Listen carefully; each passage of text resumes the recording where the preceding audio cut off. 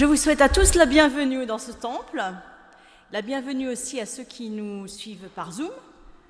Alors, je vous laisse imaginer que nous sommes en montagne puisque l'été arrive et que vous êtes partis vous promener, que finalement vous êtes égarés. Et voilà que la nuit tombe. Et vous dites, vite, vite, il faut revenir à la voiture parce que quand vraiment il fera nuit, ça va devenir dangereux. Et alors que vous sentez déjà votre cœur qui se met à battre, la sueur qui commence à perler, la respiration qui s'accélère, là dans la nuit, vous entendez une voix qui vous dit « Ne vous inquiétez pas, je connais le chemin, suivez-moi ». Alors on se sent rassuré face à un guide providentiel et en même temps une petite question. Mon Dieu, ai-je bien raison de suivre cette personne qui prétend connaître le chemin? Notre vie est un peu comme une randonnée, avec ses joies, ses dangers et ses moments de grandes inquiétudes. Des sommets à gravir, le beau temps lumineux et parfois la nuit la plus noire. Seigneur, nous sommes venus t'écouter et apprendre de toi le vrai sens de la vie. Nous avons été baptisés au nom de Jésus et tu nous as rassemblés en Église et tu nous as envoyés dans le monde pour être tes témoins. Nous voici donc réunis ce matin pour répondre à ton appel par la louange et la prière, l'écoute de ta parole.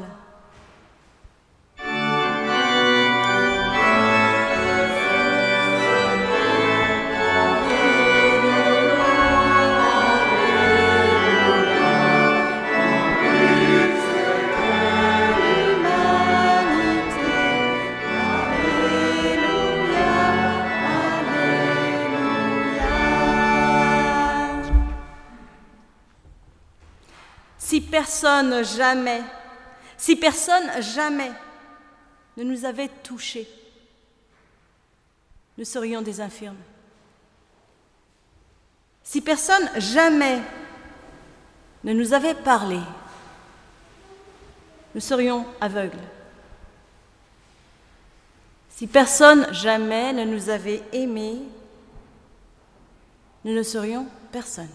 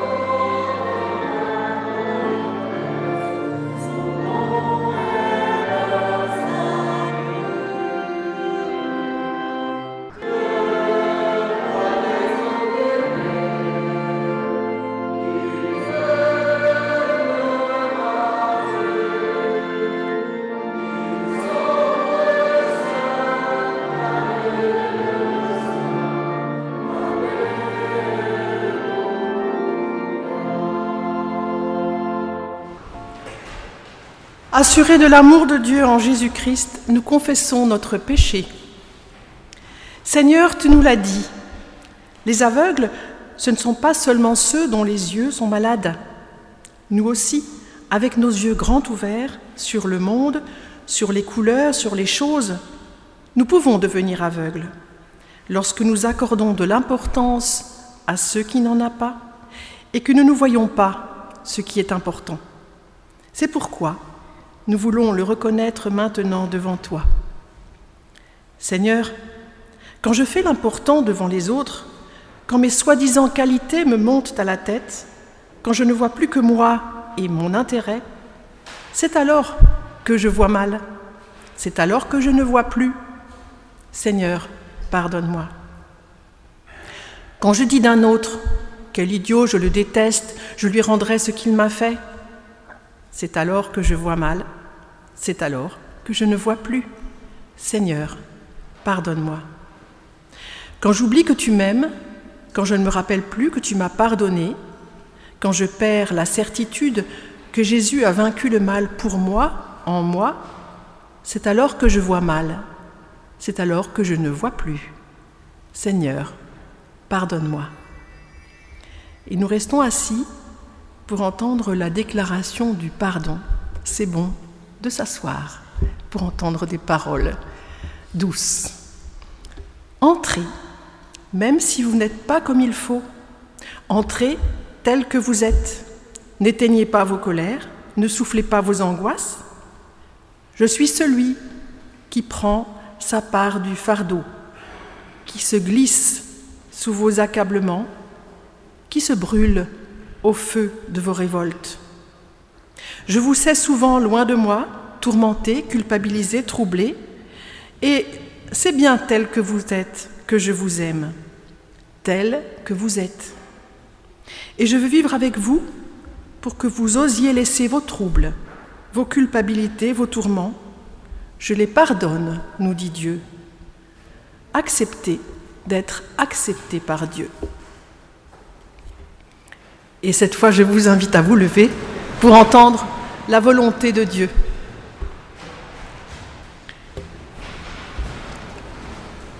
L'autre, c'est celui que tu rencontres sur ta route, celui qui grandit, travaille, se réjouit ou pleure à côté de toi, celui qui aime ou est à côté de toi, celui dont tu ne dis rien, dont tu ne penses rien, parce que tu passes sans regarder et que tu ne l'as pas vu. L'autre, c'est celui avec qui tu collabores chaque jour pour achever la création du monde. L'autre, c'est ton prochain, celui que tu dois aimer de tout ton cœur, de toutes tes forces, de toute ton âme. L'autre, c'est celui qui te grandit. C'est un cadeau d'amour du Christ. L'autre, c'est celui par qui Dieu s'exprime, par qui Dieu invite, par qui Dieu enrichit, par qui Dieu mesure notre amour. Et je vous invite à chanter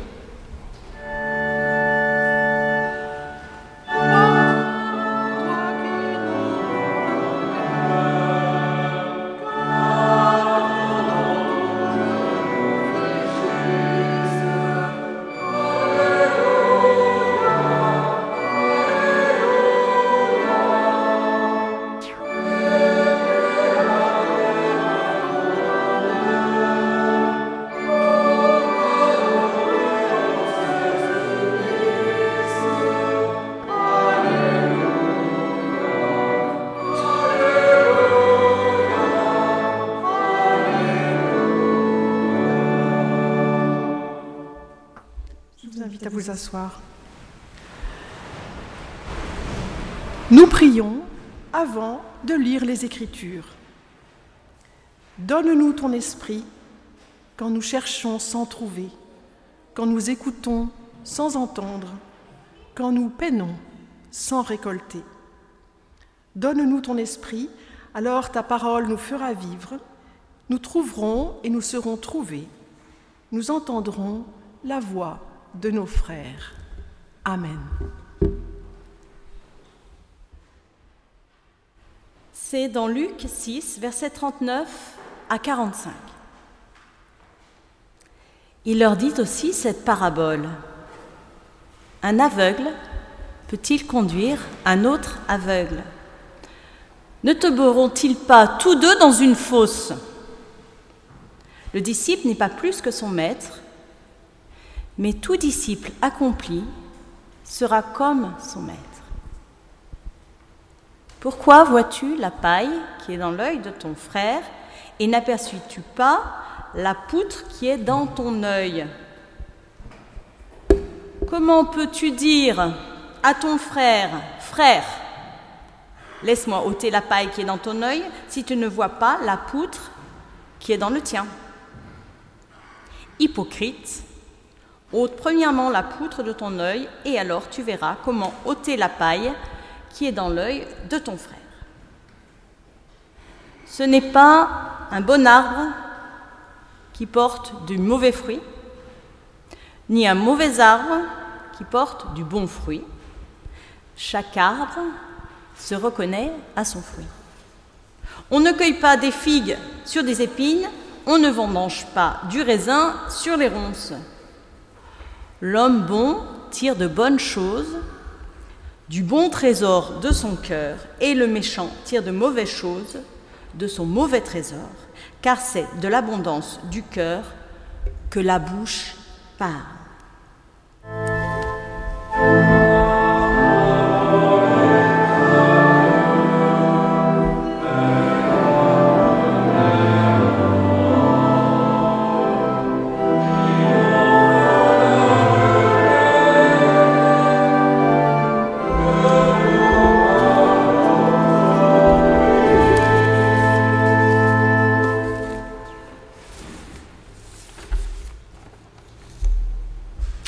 Parfois dans la vie, on se retrouve face à des choix à faire qui ne sont pas très évidents. Et parfois, on a l'impression d'être vraiment dans une impasse. L'avenir nous fait vraiment peur, comme dans cette histoire de randonnée dans la nuit. Et là, il y a une chanson que je chante à l'Arche, parce que je travaille à l'Arche avec des personnes qui sont handicapées, et qu'on a chanté ensemble, et qui, je trouve, résume bien ce qu'on pense de la situation. Il faut aussi dire ses doutes et les poser dans d'autres mains pour aller plus haut, et dessiner ses souvenirs, aller plus haut, et croire encore à l'avenir. Il faut aussi dire ses doutes et les poser en d'autres mains. Nous sommes des protestants. Nous nous méfions beaucoup de se laisser conduire par quelqu'un d'autre. Parce qu'on sait comme c'est dangereux. Luther nous l'a bien expliqué. Et on peut avoir tendance à croire que la seule solution, c'est la solitude. Tina Arena, qui n'est pas une grande théologienne, mais qui est une artiste, et parfois les artistes disent des choses très vraies sur notre humanité, dit que pour aller plus haut, pour sortir de l'impasse, quand on ne peut passer ni à droite ni à gauche, il faut passer au-dessus. On a besoin de dire ses doutes et les poser en d'autres mains. L'indispensable relation de confiance, l'impossible solitude. Et dans cette relation de confiance, il y a des dangers dont nous parle le texte que je viens de lire. Voyons les personnages. Je vais visualiser. Le maître de la loi. Son diplôme, sa médaille, certifié, bien habillé, il sait où il va, monsieur le maître de la loi. Vous avez l'aventurier, que j'appellerais le disciple, qui se sent un peu démuni, se demande ce qu'il doit faire, monsieur le disciple, et monsieur le disciple est aveugle, je ne sais pas, il a, selon le texte, une paille dans l'œil. Alors, est-ce qu'il est aveugle? Est-ce qu'il a mal à l'œil? Est-ce qu'il est borgne? Je ne sais pas. Et monsieur le maître de la loi, désolé de vous le dire, mais selon le texte, vous êtes aveugle aussi. Donc les voilà qui partent tous les deux à l'aventure. Attention, attention, vous allez prendre un banc là, attention. Et voilà, ils voilà, ils finissent dans le fossé. On les avait pourtant prévenus au début du culte, mais les voilà, revenez, on va vous expliquer le problème, le maître de la loi, le disciple, très bien. Le problème, encore faut-il le trouver, le problème. Là, on a parlé de tomber dans le fossé, c'est une des explications du mot « fosse », mais dans l'Ancien Testament, quand on parle de descendre dans la fosse, on parle de mourir. Donc ça peut être beaucoup plus angoissant. Et tomber dans la fosse, ça m'évoque les scandales dont les journaux raffolent. Que ce soit les abus de faiblesse, les abus de pouvoir et les abus sexuels. Alors ces trois sortes d'abus ont la caractéristique d'éclabousser tout le monde quand ils éclatent. Ils éclaboussent les coupables, ils éclaboussent les victimes et ils éclaboussent les innocents. Pour dire que chacun d'entre nous peut se sentir tout à fait concerné par cette situation, soit en coupable, soit en victime, soit en innocent, et se retrouver dans une situation très difficile.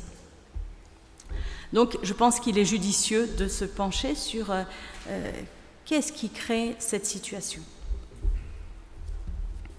Est-ce qu'il s'agit de l'aveuglement de celui qui conduit? Effectivement, c'est un petit peu gênant. Justement, Jésus propose une solution à monsieur le maître de la loi.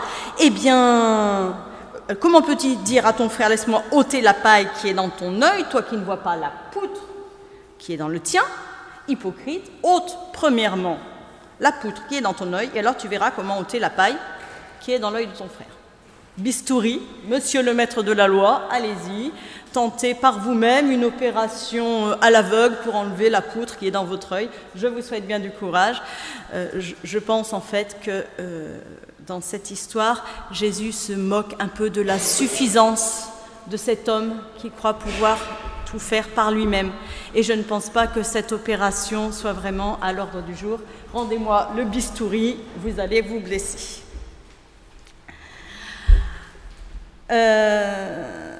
Je pense qu'il y a un problème dans la relation. Monsieur le disciple, j'ai un peu de peine à vous dire que dans votre façon de chercher un maître, il y a peut-être quelque chose à revoir. Et là, nous tous, je vous demande de faire un petit exercice. À quel genre de personne sommes-nous prêts à faire une confiance aveugle? Quel genre de personnes suivrions, nous, les yeux fermés? En fait, on a tous ces gens qu'on admire. Et moi aussi, autant le savoir pour se méfier de ce sentiment-là. Est-ce que c'est quelqu'un qui a un diplôme? Est-ce que c'est quelqu'un qui a une bonne renommée, ce qu'on entend de lui? Est-ce que c'est quelqu'un qui a de l'instruction? Est-ce que c'est quelqu'un qui a réalisé de belles choses? N'est-ce pas, monsieur le disciple?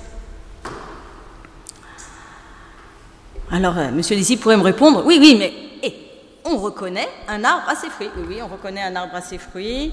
Au verset 44, on reconnaît un arbre à ses fruits. Donc, ma foi, pour trouver un guide, un maître, il suffit de considérer qui il est. Est-ce que c'est quelqu'un d'instruit, de diplômé, qui a de l'instruction et surtout qui a réalisé de belles choses, les fruits? Oui, alors ça peut être une façon de faire. Et là, je vais vous parler de mon expérience. Je vous ai dit que je travaille à l'Arche. L'Arche qui a été créée, qui est une très belle chose, qui a été créée par Jean Vanier. Donc les fruits, impeccables. Le diplôme, ma foi, il a écrit des livres formidables. La renommée, alors n'en parlons pas, enfin là, la renommée a vraiment pris un coup, parce que nous avons appris il y a un an qu'il avait abusé de certaines femmes dans sa situation d'accompagnateur spirituel.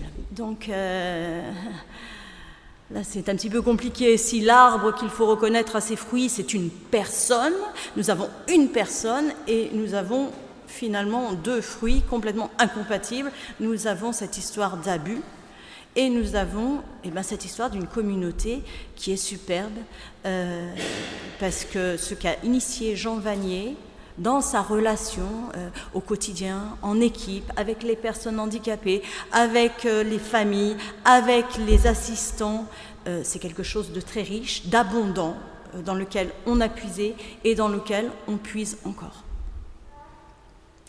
Alors mettons que cet arbre qu'il faut reconnaître à ses fruits ne soit pas une personne à qui on va accorder sa confiance aveugle, mais que ce soit une relation avec une personne.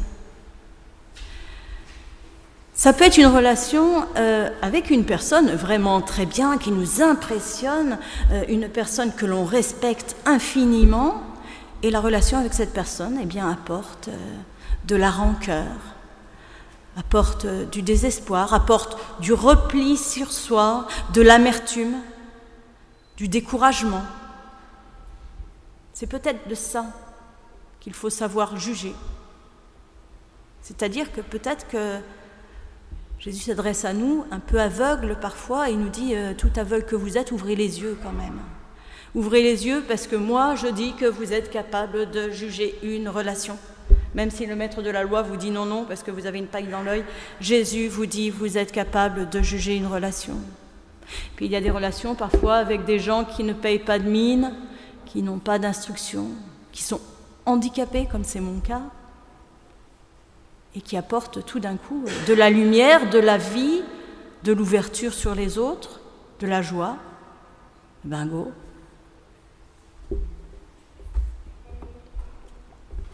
Je ne sais plus où j'en suis.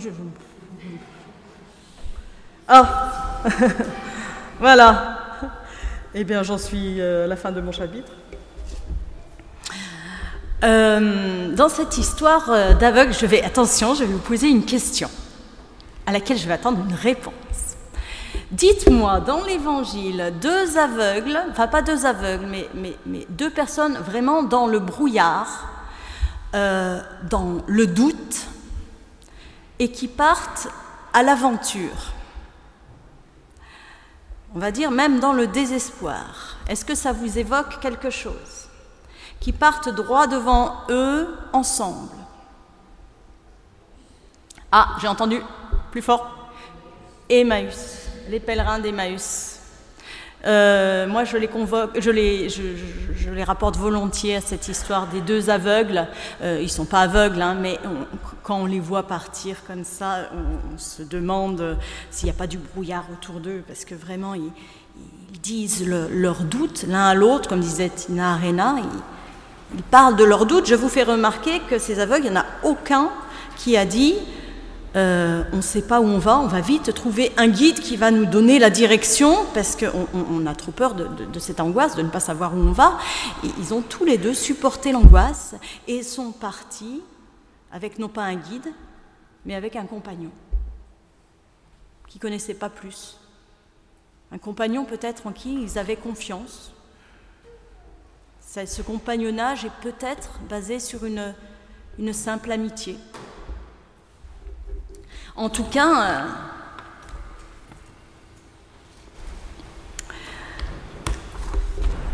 dans cette amitié, la confiance est suffisante pour qu'ils puissent se dire leurs doutes.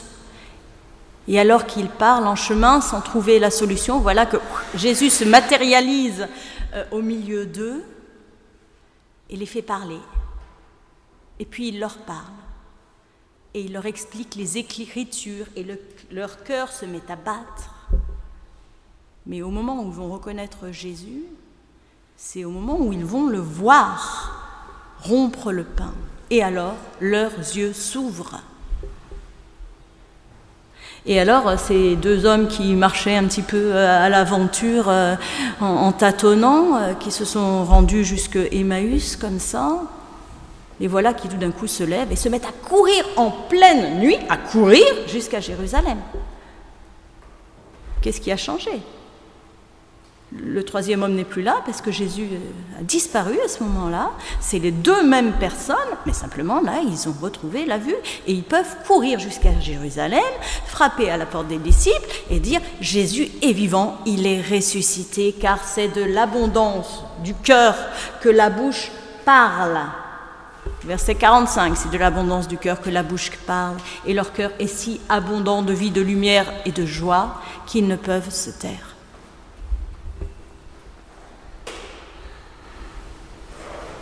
Je nous souhaite donc, dans ces temps troublés, d'arriver à renoncer à la sécurité illusoire des guides certifiés qui s'offrent à nous, mais de suivre le Christ dans le chemin difficile et incertain de la vallée de l'ombre de la mort, les yeux bien ouverts, afin de trouver la proximité d'un simple compagnon à notre mesure, de juger de la relation, afin de tenter de lui confier nos doutes.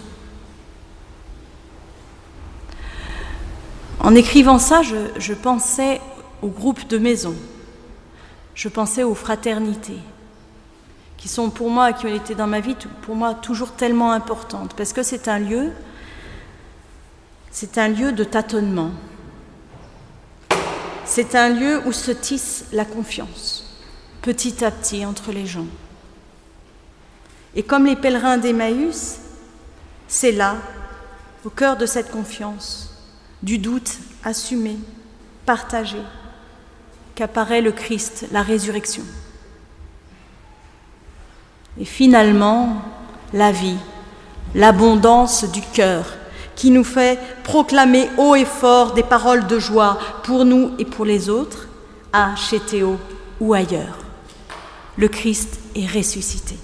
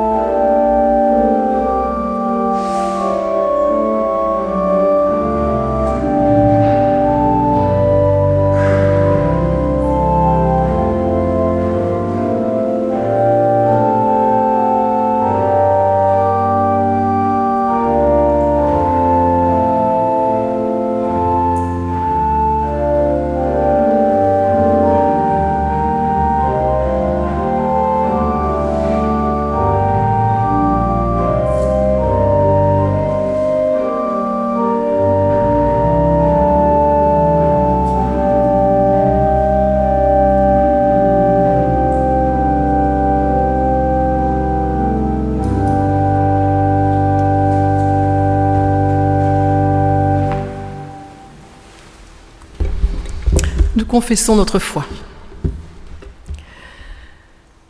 Toi qui me rejoins dans l'abîme, Seigneur Jésus-Christ, je le crois, tu es venu nous rejoindre au fond de nos abîmes. Tu es venu partager nos désespérances et ta résurrection. Tu es entré dans nos tombeaux pour nous en faire sortir.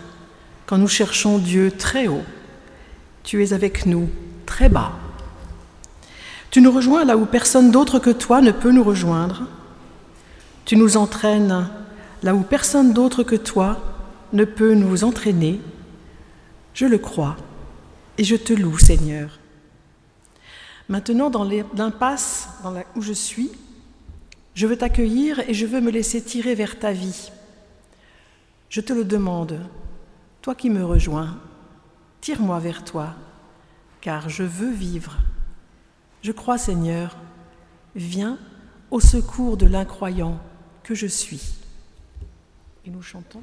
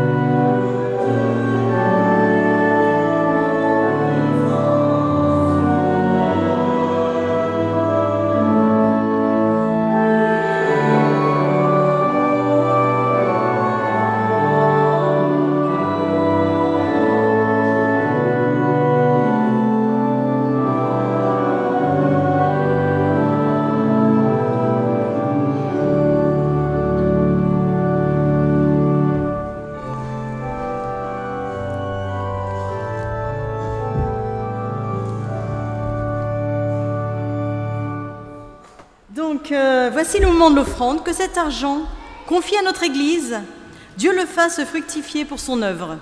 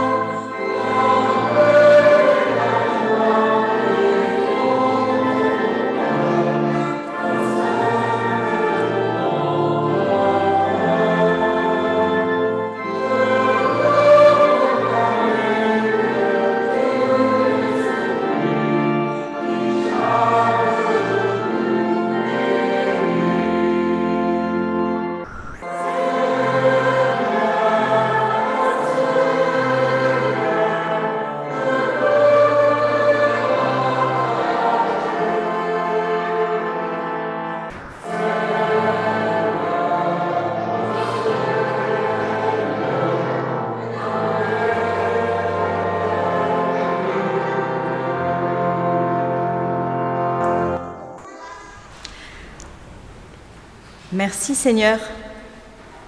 C'est ce qui est faible dans ce monde que tu as choisi pour faire advenir ton royaume.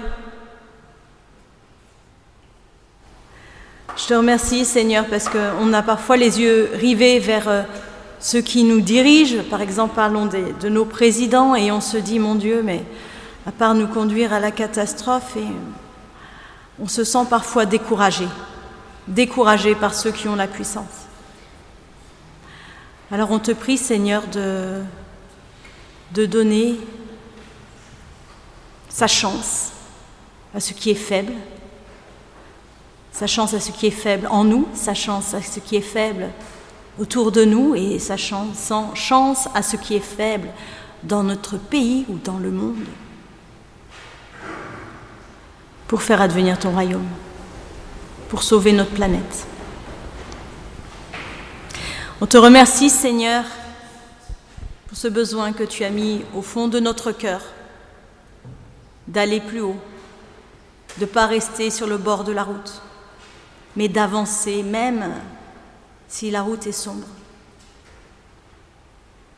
Et merci, Seigneur, pour ce besoin de confiance, pour cette impossible solitude. Merci de nous accompagner dans notre recherche de compagnons. Amen.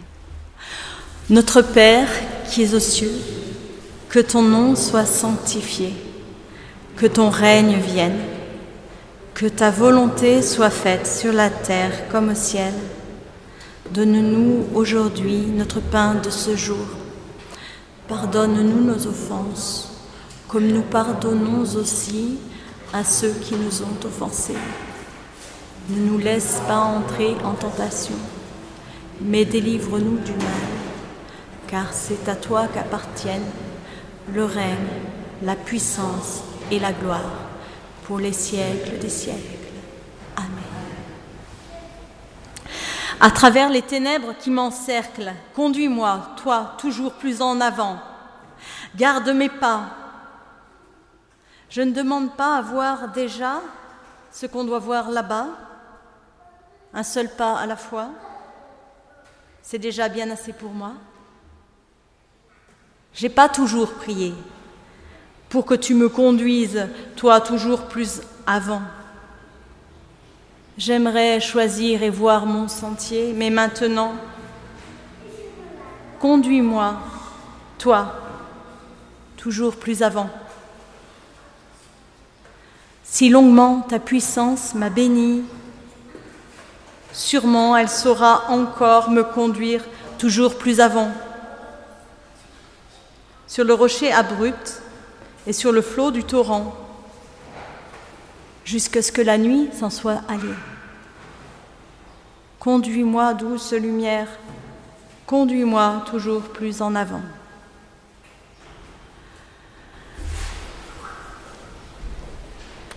Que le Seigneur vous bénisse et vous garde. Allez dans la paix et dans sa joie.